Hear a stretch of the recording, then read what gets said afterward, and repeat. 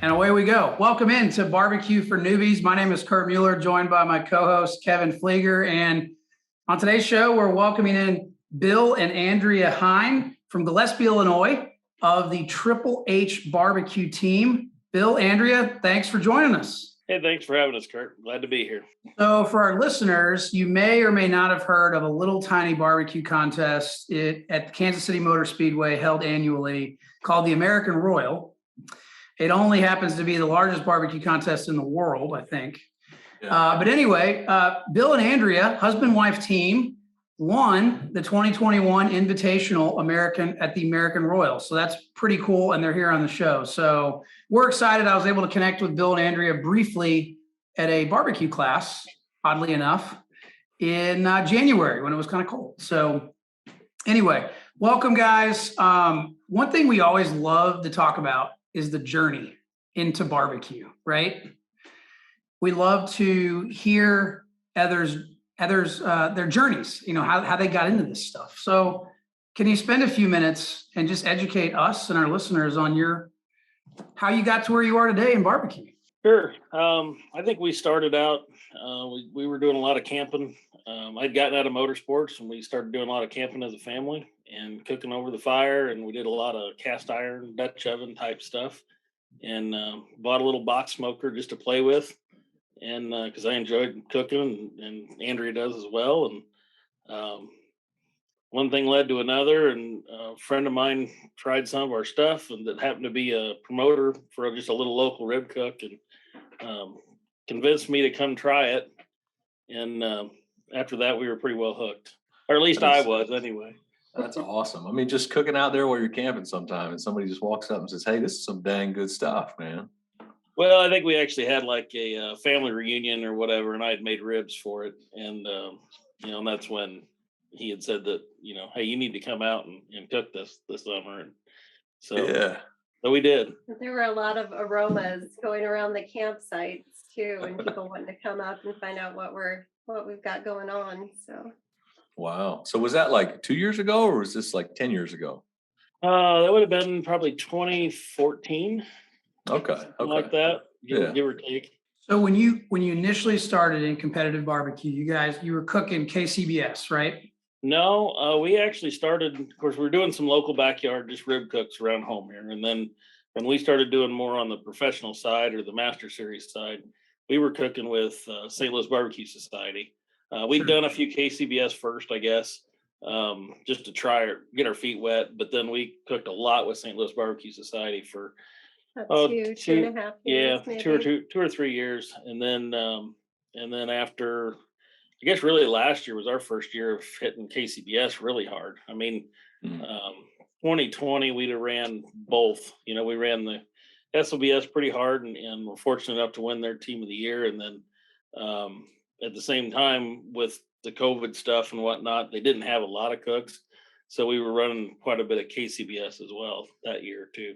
Wow. So educate our listeners? I'm curious too. What is there a difference in the meat categories between KCBS and SLBS? SLBS, yep. No, not really. We do the exact same thing. There's a little bit, the scoring system's a little different, as far as what the points add up to in that. And the turn-in times, the turn-in window is a little bit wider. So you got 6 minutes on each side. Outside of that, it's basically the same. Same meats. We don't change. If we go back and cook in SLBS, we don't change any flavor profiles or anything like that. So. There are some amazing cooks and teams in SLBS. Yeah. So, but it's a local, more of a local association that, you never get more than maybe 4 hours from St. Louis. So the guys that don't want to really travel and whatever, it's a point series they can run and never have to go more than 3 or 4 hours away. Right. Yeah, I mean that's really what we do is like we're in the GBA, right? So it's the same kind of thing. It's typically 3 or 4 hours away from where we live. It keeps us kind of local, but we still get that competitive environment, which we really enjoy. Mm-hmm. Sure. Yeah. So it's a family affair though with Triple H BBQ, right? I think I remember you telling me that it's kind of everybody gets in the RV and you guys go to barbecue contests. Yeah, most of the time. I mean, during school time, a lot of times the boys stay home with my parents or with Andrea's folks, and so they don't miss any school. But summertime, it'll be all at least four of us, if not five of us. My 16-year-old doesn't always want to go, but our two smaller boys definitely will be with us.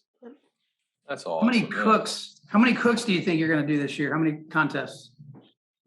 Kind of depends. The price of fuel is going to slow us down a little bit. I ain't going to go quite as far probably. Because all of a sudden, you're spending $500 or $1,000 in fuel to get somewhere and back. But we'll probably still end up doing at least 25.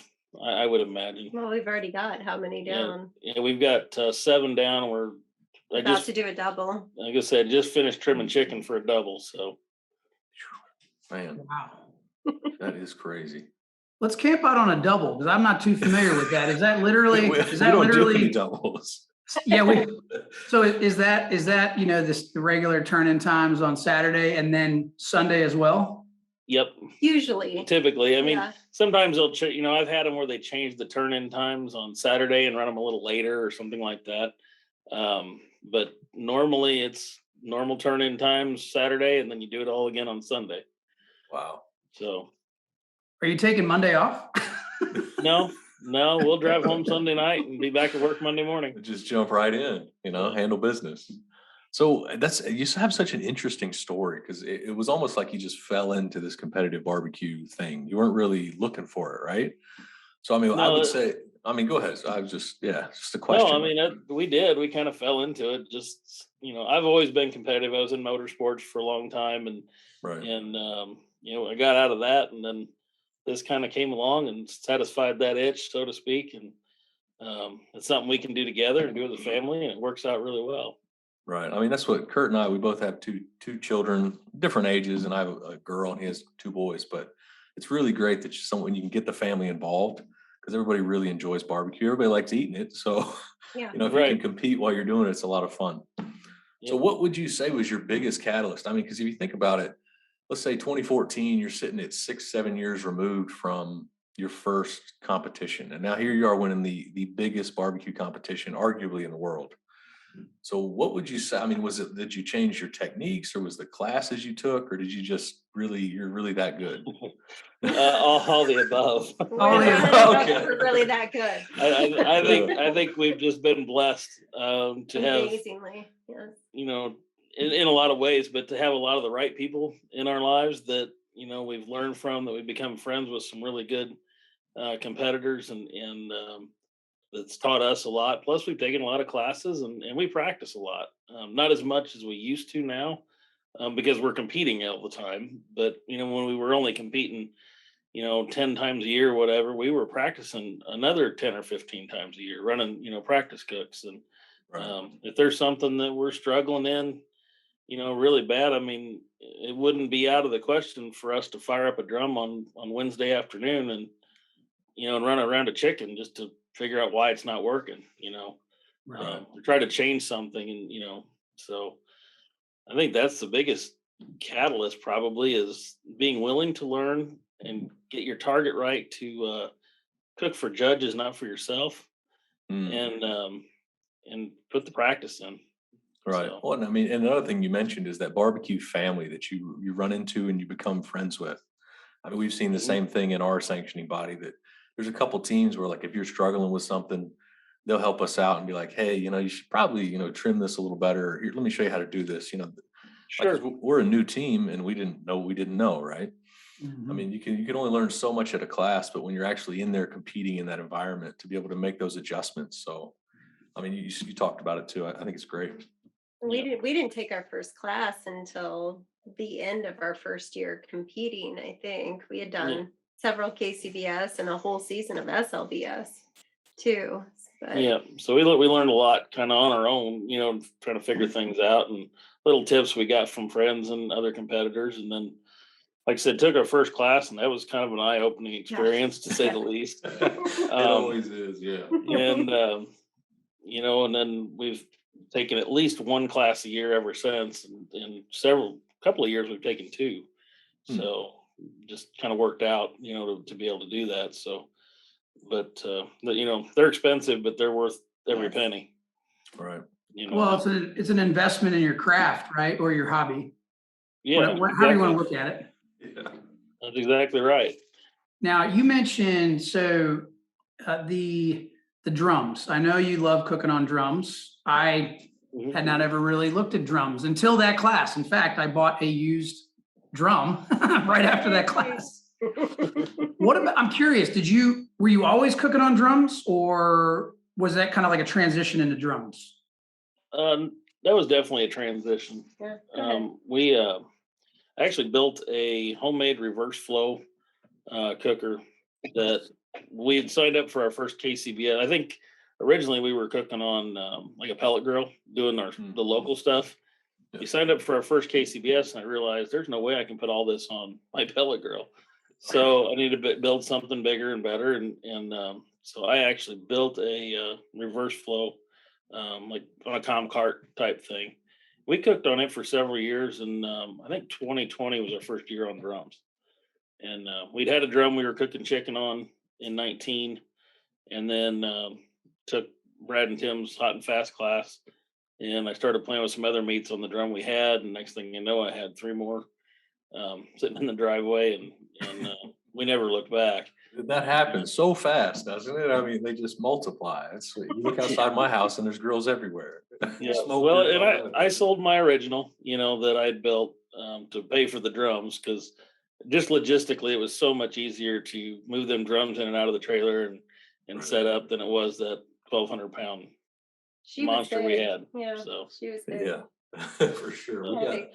We got one of those, what's that, gravity feed GC28s, man. That thing, I swear it weighs every bit of 1,000 pounds. It's so Well, heavy. I'm sure. Yeah. Yeah. I will say the other thing I like about those drums is if you do lose power, or in our case, I fried the temperature probe. So Yeah. we had no airflow control this past weekend on the drum, but it still, ran pretty well. I mean, I was surprised. So that was good. A little bit of adversity always helps a cook, right? Yeah. They try to tell you it's good luck, but I haven't never found that luck. I don't know Well, why. well, sometimes it helps Pretty you good focus there. a little tighter, Yeah. I think is what it is. And being able to learning how to push through the problems You learned from that. is you learn from it, and that's what separates the good cooks from the really great cooks. I think is learning how to, when something ain't right, learning how to fix it, and what to do. We run temperature controllers on our drums actually, but like you said, if one of them goes bad or we lose power, I can throw them things to the side and run it, just Exactly. manually, no problem. So It almost seems like too, we've never cooked a KCBS. Our first one is going to be about 45 minutes from us in Waynesboro, Georgia in May. But it seems to me like I've noticed like a trend maybe of, hot and fast drums. I notice a lot of teams using them, and I notice a lot of them getting away from that old school, low and slow, 18-hour cooks. Is that a fair assessment, or am I just way off base there? no, I think that's pretty fair. I don't think there's hardly anybody anymore that cooks low and slow in the competition world. I mean, other than some new teams that haven't figured it quite all out yet, but Yeah. even the offset guys are all running 300 degrees and up, and really a hot and fast cook, and it's kind of regional. You go some places and the gravity feeds are a little more popular. You go some places and the offsets are big. You go up to like northern Indiana and that way, and the outlaw Outlaws. smokers are everywhere. And you get it in Missouri around Kansas City, and that it's all drums. So Well, I remember the very first KCBS comp we did. We'd never even seen a drum cooker before. Remember right, yep. down at the lake, and And so, like I said, it's a little bit regional, but they all do good. Just depends on where you're at. So Right. That's I think right. that was a big learning for us. I think at our first event, we took a pellet grill, and I think I had a Weber Smoky Mountain that I was out there with, just out of my backyard. And then we look around, and there's all these people with these different smokers I never even heard of or seen. It was just amazing. right. But yeah, you don't see a lot of people cooking. Like, we were the only ones up all night. And I was like, something's wrong. Like, why are we the only ones doing all the work? And all these Right. guys are sleeping, and then they beat their pants off of us. So it was definitely a learning experience. Yeah, well, that's the other thing I like about the drums. We get our sleep. You know, my Yeah, alarm goes off sure. at 5:30, and I stumble out and light cans, and then I really don't have to do anything Yeah. for about an hour until stuff goes on while they're heating up. Well, So when we first started, we were putting stuff on at or waking up at least at 2 a.m. yeah, Putting so stuff on at 3. you know, Right. we were doing low and slow when we started, and then as time went on and watching other people, we got hotter and hotter and hotter, and pretty soon I was running the offset at 275 to 300. There toward the end anyway. So um, going to drums really wasn't that hard of a switch. Right. And it's much more efficient. I mean, you look at an offset. I mean, you open the door on that thing, you lose all your heat. But in the drum, you take it off real quick, pop it back on. It's a little quicker to me, it seems. Yep. No, you're right. And another thing is practicing too. If you want to Mhm. practice one meet, it's easy Yeah. to do that on a drum. It is, for Whereas, sure. on our big offset, the airflow wasn't the same if we were just cooking one meat as opposed to all 4. So Right. No, it's a really good point. Yeah. So So that's so on your team, do you have defined roles, or is it just kind of everybody just chips in wherever they can? we definitely have our own things that we do. mhm. Um, I think we could kind of fill in for each other if need be, but Yeah. we just like the week leading up, I trim everything and she does all the injections and sauces and gets rubs together and make sure all that stuff's ready and during the cook and stuff, most of the time I'm running the pits and she's getting boxes ready and having everything laid out and so we all have our own jobs and in each category we got different things that we do differently. Like pork, I take care of money muscles, she works on other parts of the pork and Mm. and just kind of divide and conquer. Yep. That's exactly right. So let's camp out on the rubs and the sauces, because I know that you've got some great partners that have helped you, I'm sure, be successful and really build a name for yourself in competitive barbecue. So let's camp out on that. We'll start with the rubs. What rubs or sauces or even charcoal. What are you using? Well, as far as the ones that we are partnered with or sponsored by, Heavy Smoke rubs is the one of the bigger ones. Smoke and Ghost rubs and sauces. We use both of those, all the in time multiple meats. in multiple meats. Yep. Mhm. Those are our two main things we use. And then recently we got picked up by Atlanta Barbecue Store, so Awesome. that's a big one to help us out with everything else. No charcoal sponsors or anything like that. We do have a couple butcher shops that work with us pretty good, in Begley Farms Meat Market in Edwardsville and Cordy Meat Market in Highland, of course, both in Illinois. So, Yeah. but we're fortunate to have all those folks behind us and helping us along the way. So what's the future hold for Triple H Barbecue? Is there a restaurant in the future, maybe? Absolutely not. No. No, We don't have much downtime as it is. no, And yeah. Yeah.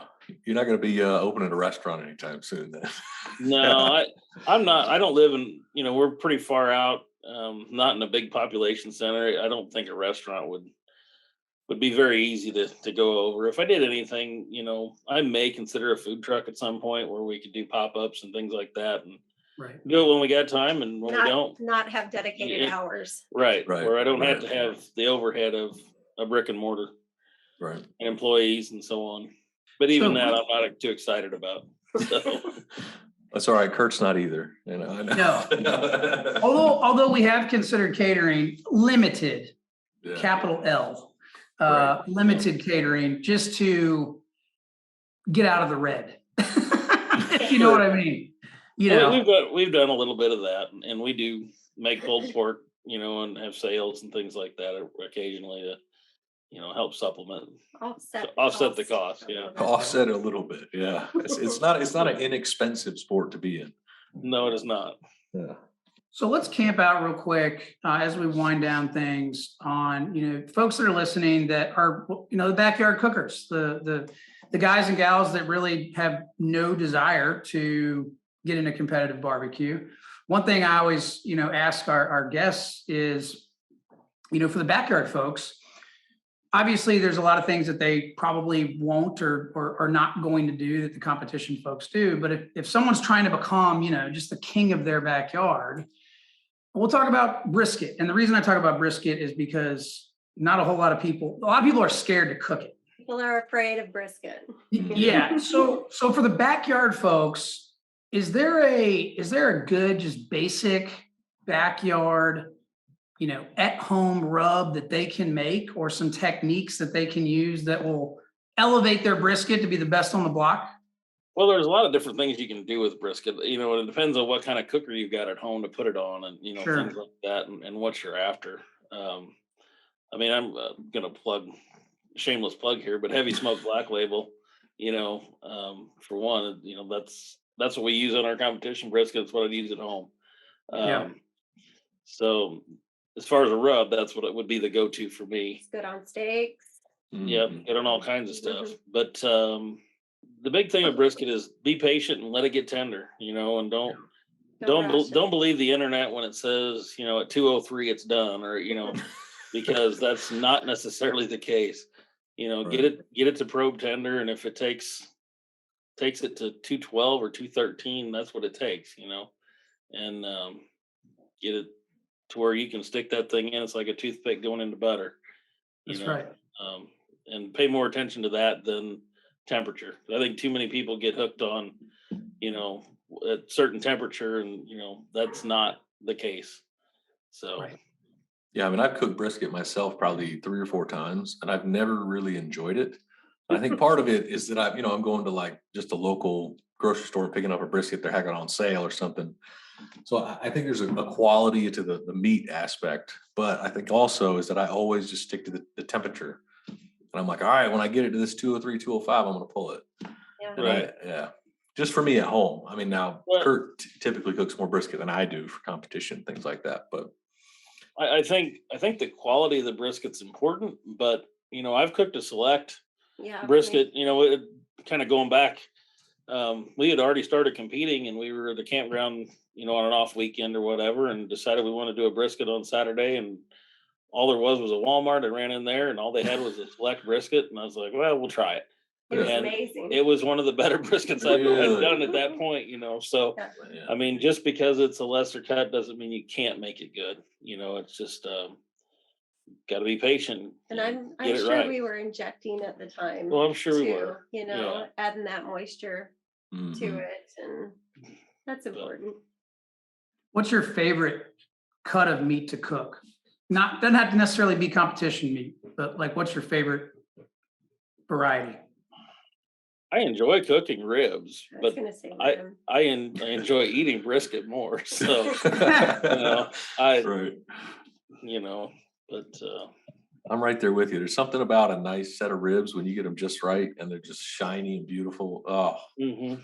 man, I love ribs. Yeah, no, I agree with that. So, Yeah. So our last topic will be around, competition barbecue. And for those that are listening that want to get into competition barbecue, in your opinion, is it simply just a matter of sign up, pay the dues, and do it? Or is there another strategy? I would say to get your feet wet, just sign up and do it. Learn the rules and learn the, that part of it. Maybe before you jump in and sign up for one, go to one and talk to a few competitors. Most of them, with the exception of turn-in time, will be glad to visit with you. Go early in the morning and talk to a few guys about it a little bit. If you come up and say, hey, I'm thinking about getting into this, we'll be glad to talk to you and show you what we do a little bit and whatever. So and I think most competitors are that way. So that would probably be the place to start, and then jump in and see what you think of it. And don't hesitate to take a class though either. Or even a judging class. You want to start off by judging and see what everybody else is turning in. If you're thinking about, doing the competition decide yourself, judging a couple won't hurt you at all. No, I think any competitor ought to judge a few, just to gives you an idea of what's coming in those boxes and the flavor profiles that are, Even what the you know, boxes, there. even how they're arranged, Right. and how they present them, and Right. Yeah, I mean, I've been fortunate enough, at least personally, to have a few teams actually show me their pictures, and I was just like Mhm. blown away. I was like, I never thought about putting it like that. It's just amazing. So I agree. I think that would be awesome. Just from the presentation standpoint, I think you gain a lot, but then you get to Mhm. taste it, and like you were saying with the flavors. There's a lot to learn. Right. And then you can also talk to the judges and see what the judges like, because in the end, that's who you're cooking for, Right, right? You're right. not cooking Yeah. for yourself. So I could like vinegar all day, but if they don't like it, oh well. exactly, That's right. mustard base. Mustard base. That's exactly right. Yeah. So, well, Bill and Andrea, thank you again. Again, for our listeners, we're chatting with Bill and Andrea Heyen, Triple H BBQ. Check them out on Facebook. Follow them. Are you guys on Instagram too? Yeah, I don't do much on there, but we do have an Instagram account. So. Excellent. Well, they are Triple H BBQ and great people. Great to get to know you guys as part of the barbecue family. So, and thanks again for joining us. Thank you. Yep. Thanks for having us. Good luck down the road. All right, you too. Hopefully we'll see you at the American Royal one day, and I'll come by, stop by. Yep. Okay, sounds good.